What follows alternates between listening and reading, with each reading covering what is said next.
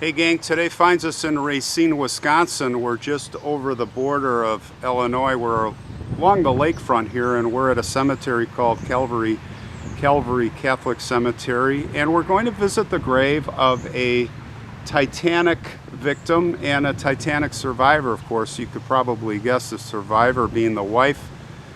The horrific story of the Titanic. I want to thank Durwood, who found her grave for us and suggested to me the story, and also Deb, our ancestry helper, who really spent a lot of time doing some digging on this story to get some of the reference material that I used. We're going to share her specific story, their specific story. But yeah, the RMS Titanic leaving Southampton to New York, April 15th, 1912. Who doesn't know the infamous story?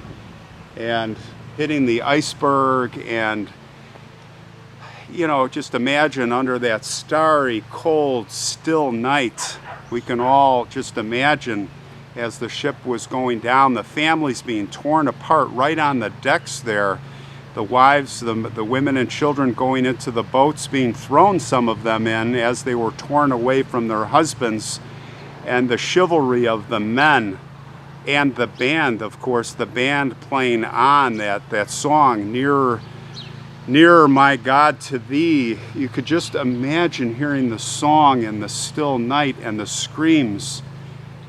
And her specific memory we're going to talk about of those moments. So we're going to walk to her grave. Let's take the walk. And it's a interesting stone. It's a large stone for her husband. Now they lived here in Racine. I believe they met here. She grew up here in a town that is now actually a ghost town. Her name is Jennie Louise Emerson, or at the time Jennie Louise Howard.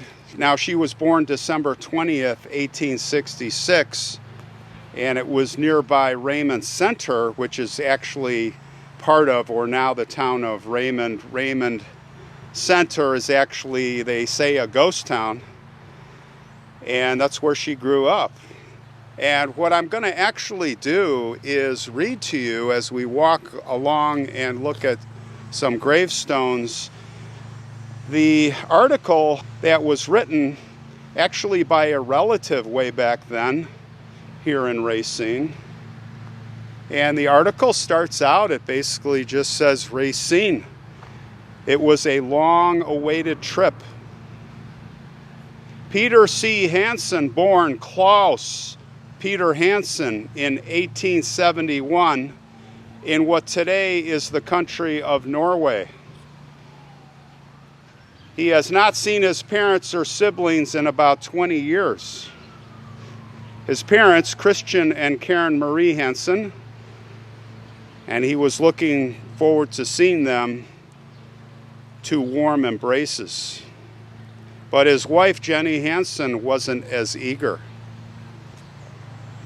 Listen to this. They say that she had anticipated this event. Maybe it was a vision. Now, Peter had settled here in Racine in 1892. He had a barber shop here. It was at 1104 Villa Street, and it was the same building where they lived. He had just sold it to finance the costly transatlantic voyage prior to embarking for Denmark on February 14th, 1912, aboard the ocean liner Campania. It was then that Jennie Hansen wrote to her brother, Thomas Howard, here of Racine, this postcard, this haunting postcard. She said, "I dread taking this trip to Denmark, for I have a feeling that I will never return alive. I just know that the boat will sink or something awful will happen to me, either going over or coming back. And if you should ever find my body, She continues on. Now, her remarks were thought to be made in a humorous manner, but she did explain that her personal wishes were for her funeral, burial clothes, and flowers to be arranged a certain way. So she must have had a vision on what was going to happen. Intuition. When she was in Denmark, she would regularly write home. For example, she said, "We are coming home on the new White Star Line boat, the Titanic. It is her first trip to New York. We will sail from Southampton, England on the 10th of April. Her fears about the return trip must have subsided, as there were not mentioned in further notes. Any notes. Less than a week later, on April 15th, 1912, of course, that fateful date, her life was forever changed when the unsinkable Titanic was torn open by that iceberg, sending both her husband, Peter, and her 26-year-old brother-in-law, Henrik Hansen, to their watery graves.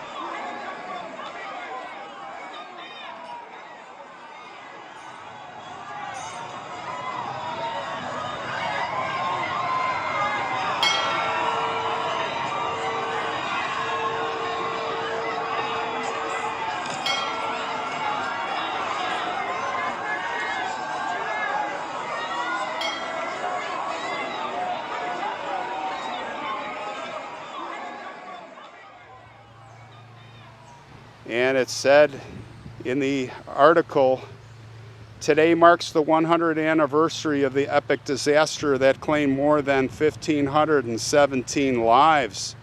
Peter and Jennie Hansen were both in their 40s when they met their respective fates on the chilly decks of the storied steamer."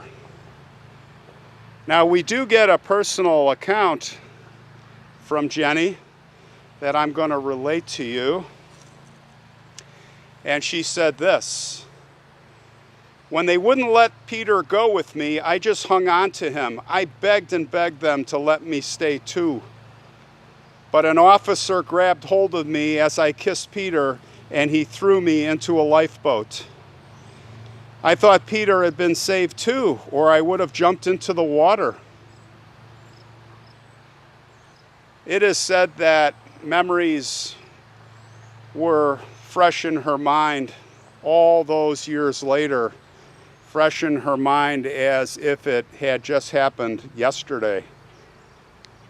She said that while asleep, she often heard the slap of the oars against the waves. Imagine how many hours she spent in that lifeboat, hearing those oars do their work, trying to get away from the moans and the screams.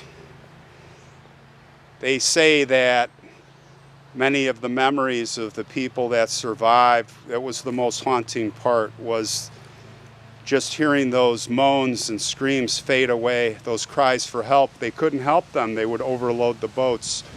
Listening to them fade away until there was nothing, complete silence, and they knew they were all dead.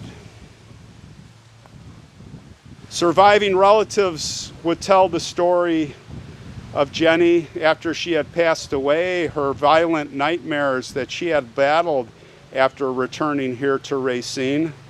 They say it would take 2 or 3 family members to hold her down in bed. She would be thrashing around. But there's another memory too, this one about that cold night on the ocean. Relatives always said that the lifeboat that Jennie was in was so overcrowded that an oarsman had to sit on her lap until they were finally rescued. She was hoping to shield him from the elements, so she gave him her coat. She took her coat right off and put it on him to keep him warm. Now, Jennie had other close calls with death. It was December 27th, 1884 at the Blake Opera House. She was a pastry cook, and there was a huge fire. Most of the people were trapped, many. She was able to flee to safety in the nick of time in the final moments, but not before she just escaped out of the elevator. Before the shaft went up, she was the last person out. 13 people had died. That structure had burned to the ground.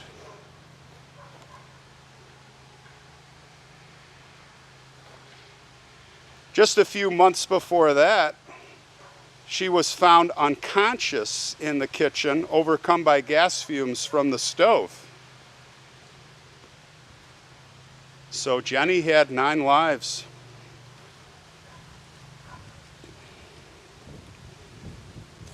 You can imagine just that night. I keep thinking about just, you get the vision of her begging to come, for him to come with. Of course, there were a few cowards that tried, and there were a few, very few, that got away with it and survived, living the rest of their lives in shame. But her husband was loyal and honorable, like most of the men, and he died. And those band members, imagine, she said specifically she remembers the vision of them ankle deep playing that song in the water. And you could just imagine the bandmaster taking his violin, putting it in his case, and probably leaning it against on the deck of the cabin for the water to just swirl and take it away, where it was eventually found, miraculously. Well, we arrive here at the Hansen family plot. It's a very easy stone to find, with the large cylinder, the horizontal cylinder on top. And there I see I wouldn't say it's woodmen, but it's the logs, the trees cut down, which means it signifies cut down too early in life, died too early. And that would be her husband, Peter. And we see the inscription here in memory of Peter C. Hansen, Titanic disaster, January 13th. He was born 1871, and of course, April 15, 1912, the fateful date. And then, of course, we have Jennie's inscription here, wife of Peter C. Hansen. You can see that the carving of her death date, December 15, 1952, is a little bit lighter. And along with that, it says below Titanic survivor. So those are the new inscriptions that were added on that during that week, probably. And oh, look at this. The title of the last song that the band was playing. Nearer, my God, to thee. Wow. That is haunting. That is haunting. Well, there was a poem that Jennie had on 3 years after the disaster, literally on the 3-year anniversary. She had the poem published in the Racine Daily Times here, and I'll read it to you. It said, "Just 3 years ago tonight, we were separated, you and I. One last kiss, one last embrace, as we stood on that fatal ship. It came so unexpected, the shock still remaining. Although the tie that held us is broken beyond repair, no joy can take the deep heartache our sad departure left. I do not know what pains you bore, I did not see you die. I only know your thoughts were of me, bidding the last goodbye. Worthy of great respect was he, say those he left behind. A better friend there could not be, a husband more true and kind. O perfect rest, O calm repose, where life's clear strength and beauty flows. We know that you are happy now in the sunshine of the blessed, where there is no pain or sorrow, but one sweet eternal rest. Let the stars forget to shine, days sunless be, but never can I cease to think of thee. Your wife, Jennie L. Hanson. And with those words, there's really no more that can be said. Rest in peace to the Hansons, the brave Hansons. Rest in peace, and may they not be forgotten, nor those Titanic victims in that fateful night of April 15th, 1912, all rest in peace.